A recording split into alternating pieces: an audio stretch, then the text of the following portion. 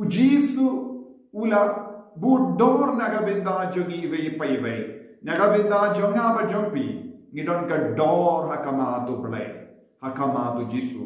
Ublay upau bu ya ka dor nagabinda ka jingim jongi. Nagabinda ka men siyam jongi. Nagabinda jompi baro ki bas ngap yanga. Sautu syai kadan. Pidon ka dor ka ba kerpang hakamatu trani.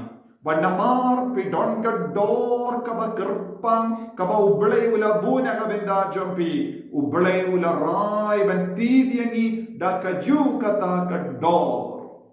Bado gineven puson halor ka negapang. Ublay ula tidiangi nagakti jongno. Ublay ula tidiangi nagakti jongo bamen. Namar kadon ka por uksud ula pelong iangi kum kaspa jongo. Ula kain try ya ka jingim jongi. Bado blay ula paya ukun marwe. Ujisu syagane ka parte. Bantid no iangi na u. Bangad nakabinda bantid iangi. Ujisu ula ay lud ya ka jingim jongo. Kasnam bakar dor jongo. But kasnam jongo jisu kalangka dor jonga jingim jongi. Kata kadbau jisu la play ya kasnam jongo halor ka debana kinmau ko himban ko para ujisu umur bantit yanga bad yapi.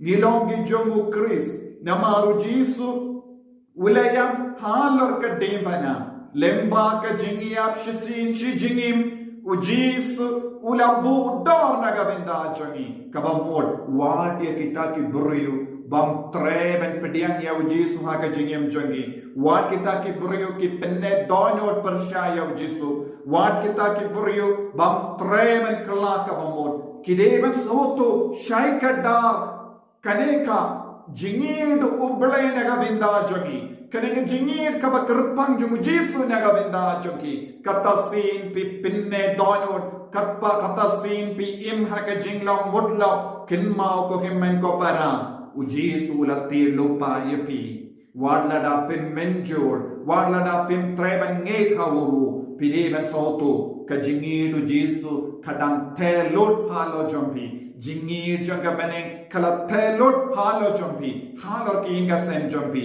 Piki bas ngap yanga snosh ngai halor kaneka daw halor kaneka pang namar manga badmapi ngilong kikun jongo boleh ula pelong yang kikun pakin sai tam namaru don ka jingit ka